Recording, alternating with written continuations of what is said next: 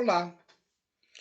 No final da década de 50 e no início dos anos 60, Chico Xavier, lá em seu grupo, com os seus companheiros de estudo, iniciaram um estudo mais aprofundado da codificação de Allan Kardec.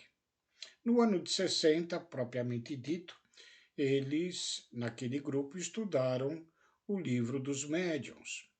E ao final de cada reunião de estudo, Chico psicografava uma mensagem de Emmanuel com respeito às lições estudadas. Pois bem, é,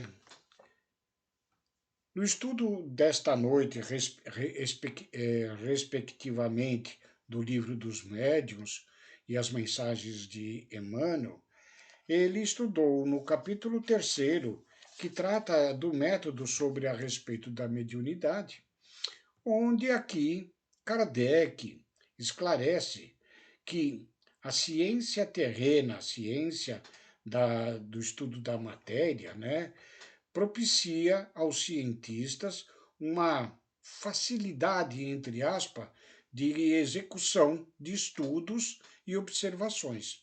Já para a ciência espiritual, tal fato não se dá, visto que os fenômenos espirituais não dependem do nosso controle, e sim da manifestação dos próprios espíritos, que são inteligências que têm mais o que fazer do que ficar atendendo aos nossos caprichos, né? Então, neste item 31 do capítulo terceiro de O Livro dos Médiuns, né, Kardec se pronuncia da seguinte forma: para se proceder no ensino do Espiritismo, como se o faria nas ciências ordinárias, seria preciso passar em revista toda a série de fenômenos que podem se produzir, começando pelos mais simples e alcançando-se sucessivamente os mais complicados. Ora, é o que não se pode, porque seria impossível fazer um curso de Espiritismo experimental como se faz com o curso de Física, de Química. Nas ciências naturais, opera-se sobre a matéria bruta que se manipula à vontade, e se está quase certo de poder regular os seus efeitos. No Espiritismo, trata-se com inteligências que têm sua liberdade e nos provam a cada instante que não se submetem aos nossos caprichos. É preciso, pois, observar, esperar os resultados e acompanhá-los de passagem. E esse item aqui é um pouco mais extenso, mas esta é a ideia principal, onde Kardec diz, né? E aqui ele vai encerrar num último parágrafo deste item 31, dizendo assim: depois que nos ocupamos com o Espiritismo, não seria difícil dizer o número de pessoas que vieram junto a nós e, entre estas, quantas vimos permanecerem indiferentes ou incrédulas em presença dos fatos os mais patentes e que não se convenceram senão mais tarde por uma explicação racional.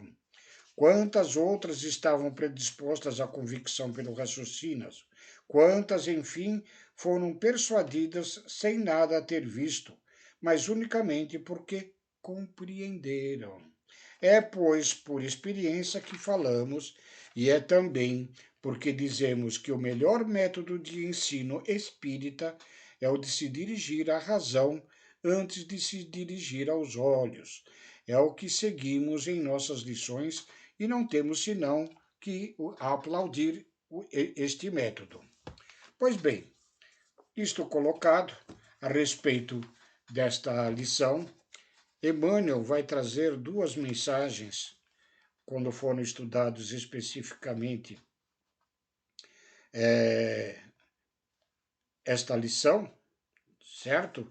Aliás, uma só, que é a questão 31, cujo título ele deu de curiosidade. A curiosidade, quando respeitável, é princípio da ciência, mas somente princípio.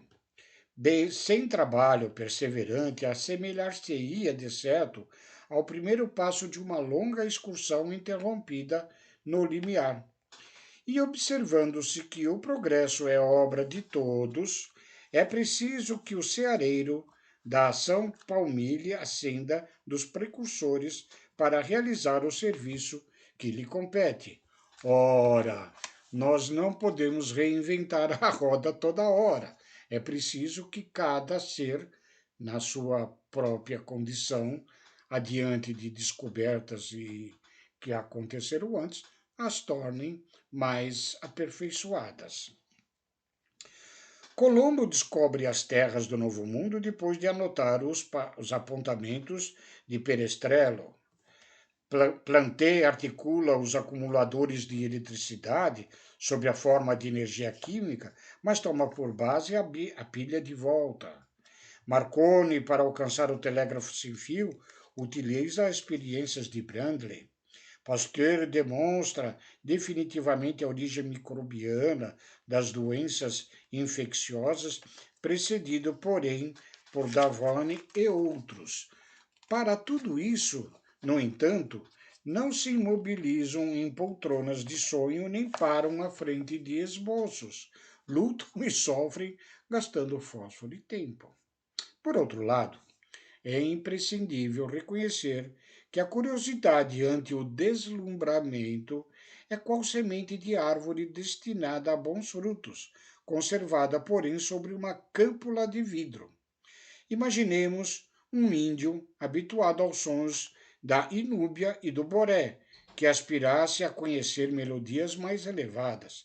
Apresentar-lhe, por isso, uma partitura de Beethoven seria o mesmo que propor a filosofia de Spinoza a uma criança de berço. Antecedendo a conquista, é imperioso que a educação lhe administre o solfejo da iniciação musical. Não espere assim que os espíritos angélicos venham ferir-nos o aprendizado. Quaisquer recursos demasiado transcendentes que nos trouxessem serviriam apenas como fatores de encantamento inútil, à maneira dos fogos de artifício, tumultuando a emoção dos meninos necessitados da escola. Da pedra ao micróbio, do micróbio ao verme, do verme ao homem e do homem à estrela, o universo é todo um conjunto de soberbos fenômenos desafiando-nos conhecimento e a interpretação.